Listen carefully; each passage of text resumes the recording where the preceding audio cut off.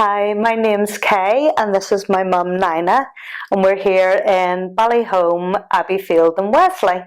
And mum's going to tell you a little bit about why she's here and how she feels about it. So take it away, mum. When my husband died and I was left on my own in a bungalow, I wasn't able to look after myself sufficiently to stay there on my own because my husband was my official carer. And he prepared all of the meals and did the ironing and cleaning and all sorts of things. So Kay talked to her friend Emma, and they came up with 3 homes that might be suitable for me to live in. And one was this one, Abbeyfield at Ballyholme. The second one was Ward Avenue, and the third one was Hamilton Road. Fortunately, they brought me here first and showed me room 1. Room 1 and room 7 were the only empty rooms here. And room 1 was on the ground floor, facing out to the street with very busy traffic going past. And I'm sorry, but I just didn't even like the looks of the room. When I looked in and didn't bother to go in, I just said, no, thank you. So Emma says, that's all right, I have another one to show you.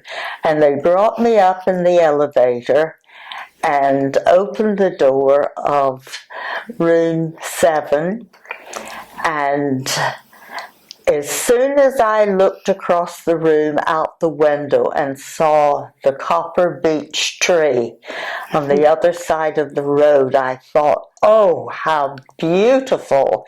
Walked over to the window and then I saw the green and the bay and all the activity, sailing boats and everything, and I just turned around and said, yes, yes, yes, please, please, please.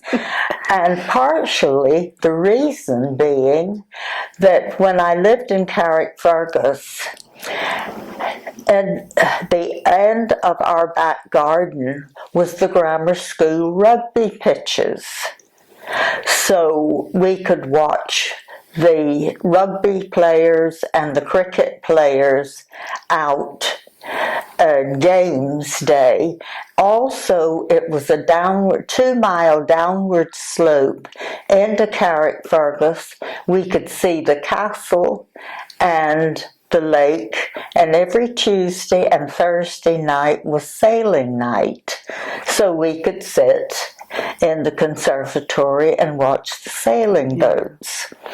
So downstairs here wasn't suitable, but when I got upstairs and looked out at the view, not only was it so similar, but it was close to hand. So I said, yes, yes, yes, please, please, please, and that was it. What did you find, obviously when you moved in, obviously you'd left your home behind, did this feel like home for you? Well, yes. Now, the same residents that were here when I moved in are not all here now. But my daughter brought me up here to the lounge during 11s when everybody here comes in for morning coffee or tea and biscuits. And they all seem so friendly and chatty and welcoming that I thought, yes, this is going to be okay. Yeah. And what do you find, what do the people here do for you that, that's important to you? Maybe 2 or 3 things that are important to you for here, why you stay here?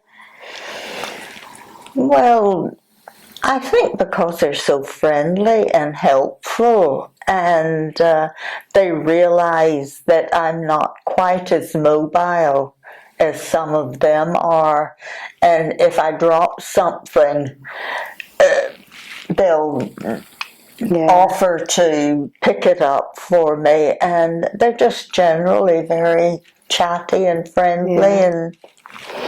And do you like the fact that, you know, you don't need to cook anymore, or your laundry or things like that? That is a real blessing, that all meals are provided, even break time. The tea and the coffee are brought up on a trolley for us, and we can all sit around and chat. Everybody is very, very friendly and caring here. The only time it's quiet is at mealtime when we're chewing our meal, but in between courses or waiting for the tea to be poured, the chat starts up again. And people are very, very friendly here. On that note, obviously everybody was strangers at the beginning. You've lived here now for, my goodness, 15 months now you've been here. How are your relationships with people here now? Oh, very good. Even the new ones, and we've had 4 new ones since I came in, and once again they're all very chatty and nice. And Maureen, that sits next to me at the table at meal times, she is very helpful, because she knows there are things, you know, when there's a tea bag left in the cup of tea. I have, there's another thing. John bought me. The tea bag squeezer. Tea bag squeezer. But with the arthritis in my hand, I couldn't manage it. And I apologized to him and said, John, I think I'm going to have to give these back to you because I can't manage them. And Maureen says, oh, no, you don't. I'll manage it for you. And that's what we love. And she takes the tongs and the cup over, squeezes it out for me, and everybody is very, very helpful. I think we find, obviously the situation that brought us here, we didn't want to happen, but I think we've talked over the months, and this has been a real blessing for something that we never expected to happen, to find such a beautiful place with such really friendly staff, and they do get involved with us, and they are interested in us. It's more than a job. It really is for them, let alone communal living, but it doesn't feel like it. You know, it does feel like home. And for me, I'm thrilled that you're living so close by. Yes. You know, and that again was a change for you. But no, we couldn't be happier. Sure, we couldn't. No, it's been great. They're like family. All very friendly and helpful to each other. And as I say, we have a lady in here that will be 107 years old next month. And you wouldn't believe she's that age. But once again, she's very friendly and very chatty. And we just all, you know, get on together very, very well.